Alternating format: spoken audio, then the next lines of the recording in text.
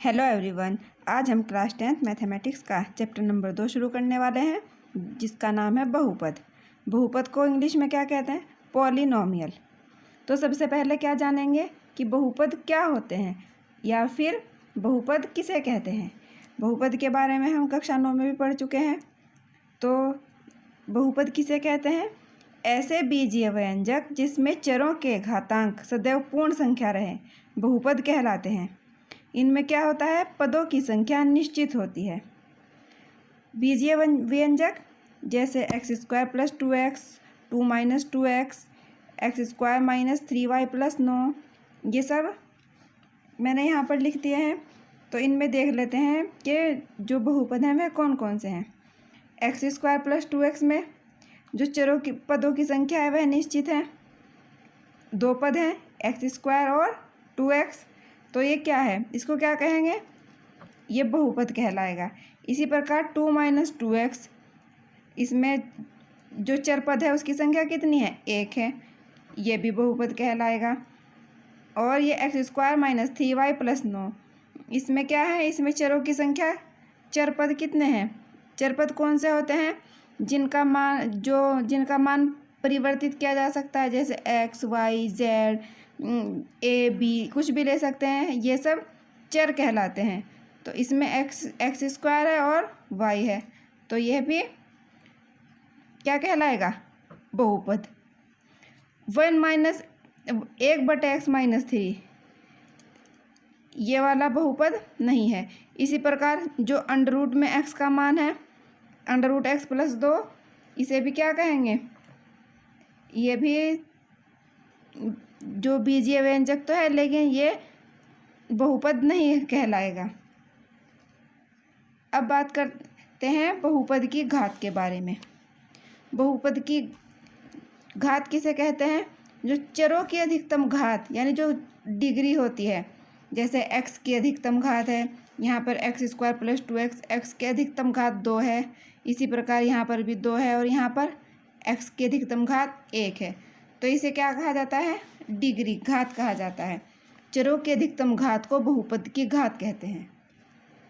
यानी जो चर पद की अधिकतम घात होती है, कोई भी बीजीय व्यंजक ले लें, उसमें जो चर पद की अधिकतम घात होती है उसे ही बहुपद की घात कहा जाता है।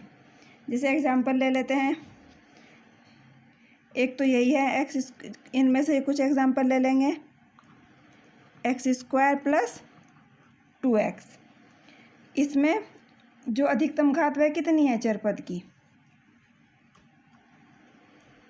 जो घात है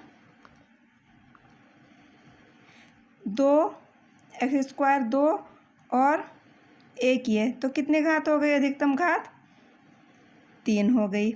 इसी प्रकार एक और एग्जांपल देख लेते हैं, जो ये 2 - 2x, 2 - 2x, इसमें कितनी घात हो गई अधिकतम? x 1 है, 2x, तो इसमें अधिकतम घात हो गई 1। इस प्रकार क्या होता है? जो चरों की अधिकतम घात होती है उसी को हम बहुपद की अधिकतम घात, बहुपद की घात कहते हैं। बहुपद के प्रकार, यानी बहुपद कितने प्रकार के होते हैं? नंबर 1 रैखिक बहुपद, द्विघात बहुपद और इसी प्रकार से त्रिघात बहुपद। तो रैखिक बहुपद को इंग्लिश में क्या कहते हैं? Linear polynomials. जो रैखिक बहुपद होते हैं, यानी बहुपदों की घात उसमें 1 होती है, यानी जिस बीजीय व्यंजक में बहुपद की घात 1 होगी उसे क्या कहा जाएगा? रैखिक बहुपद कहा जाएगा। एग्जाम्पल देख लेते हैं, जैसे 2x - 3, इसमें अधिकतम घात, चर पद की अधिकतम घात कितनी है? 1, इसलिए ये रैखिक बहुपद कहलाएगा। इसी प्रकार y - 1/2, इसमें भी क्या है? चर की अधिकतम घात है, तो इसे भी क्या कहेंगे? ये भी रैखिक बहुपद कहलाएगा। और इस एक और देख लेते हैं, x + √2, इसमें भी चर पद की अधिकतम घात कितनी है? 1 है, x की पावर 1 है, तो ये भी क्या कहलाएगा? रैखिक बहुपद कहलाएगा। नंबर 2 द्विघात बहुपद। द्विघात बहुपद यानी क्वाड्रेटिक पॉलिनोमियल्स। जिस बहुपद की घात 2 हो, यानी जो चर पद है उसकी घात 2 हो, वह क्या कहलाएगा? ये जो बहुपद का वर्ग हो उसे कहेंगे द्विघात बहुपद। एग्जाम्पल देख लेते हैं। जैसे ये x² + 1, इसमें भी चर पद की अधिकतम घात है 2, तो ये द्विघाती बहुपद कहलाएगा। 2x² + 3x - 2, इसमें भी चर पद की अधिकतम घात कितनी है? 2 है, तो ये भी द्विघाती बहुपद कहलाएगा। इसी प्रकार एक और एग्जाम्पल देख लेते हैं। y² - 3, इसमें भी चर पद की अधिकतम घात, यहाँ पर चर कुछ भी हो, x, y, z, a, b, c, d, कोई भी चर पद हो, कुछ भी हम ले सकते हैं, उसकी अधिकतम घात 2 होगी, तो वो क्या कहलाएगा? द्विघाती बहुपद। नंबर 3, त्रिघात बहुपद क्यूबिक पॉलिनोमियल्स। जिस बहुपद की घात 3 हो उन्हें क्या कहते हैं? त्रिघात बहुपद कहलाता है। जैसे x⁻3, ये इसमें क्या है? अधिकतम घात 3 है, तो ये त्रिघात बहुपद है। y3 - 2, इसमें भी चर पद की अधिकतम घात 3 है, तो ये भी त्रिघात बहुपद कहलाएगा। इसी प्रकार 3 - x⁻3, इसमें क्या है? इसमें भी जो अधिकतम घात के बहुपद की अधिकतम घात 3 है, तो यह भी बहुपद त्रिघात बहुपद कहलाएगा। इसी प्रकार हम कुछ भी ले सकते हैं, लेकिन अधिकतम घात 3 होनी चाहिए, तब क्या कहलाएगा? त्रिघात बहुपद। अब बात करते हैं बहुपद के शून्यक यानी जीरोज। बहुपद का शून्यक किसे कहते हैं? जहां पर वह बहुपद 0 बन रहा हो उसे बहुपद का शून्यक कहते हैं। जैसे कोई एग्जाम्पल ले लेंगे। एग्जाम्पल लेंगे 1 - 2x का हमें शून्यक ज्ञात करना है। 1 - 2x हमने ले लिया, तो इसका शून्यक जब हम ज्ञात करेंगे तो किस प्रकार करेंगे? 1 - 2x को हम कर लेंगे 0 यानी शून्य के बराबर, तो ये इधर जाके आ जाएगा प्लस में 1 बराबर 2x, तो x का मान क्या आ जाएगा? हमारे पास x का मान आ जाएगा 1/2।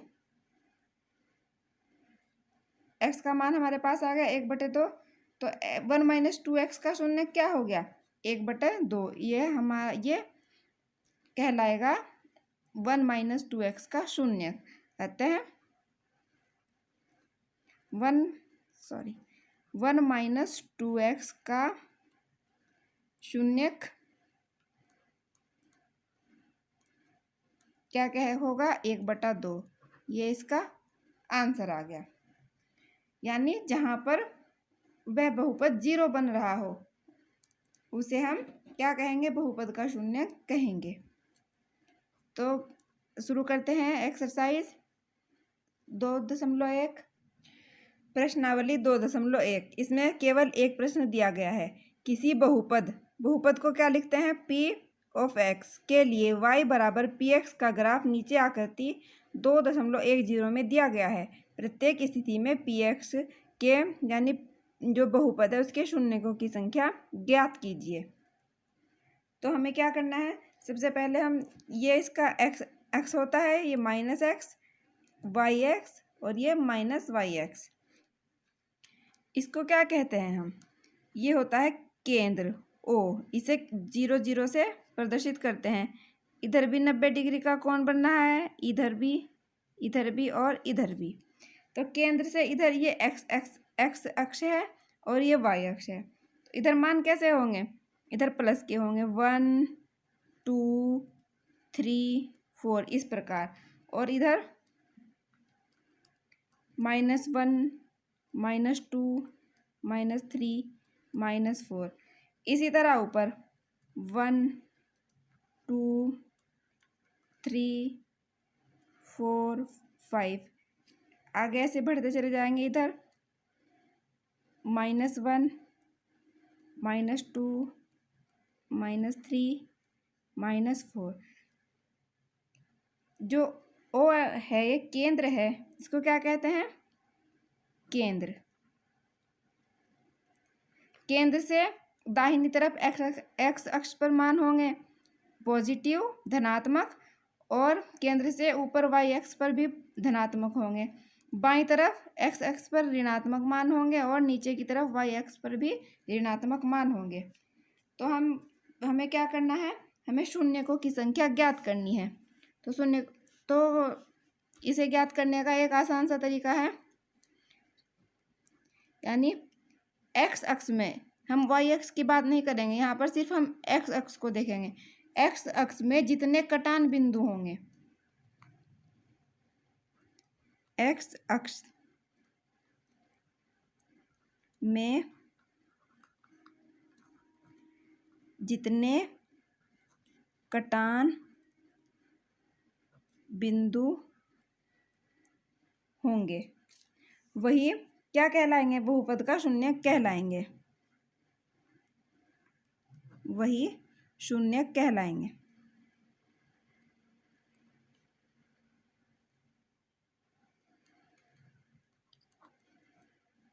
यानी जब हम इस पर वक्र खींचेंगे, जो हमें दिया गया है नीचे, जितने भी बिंदुओं पर वह एक्स अक्ष को काटेगा उतने ही हम उन्हें गिनकर क्या पता लगा सकते हैं?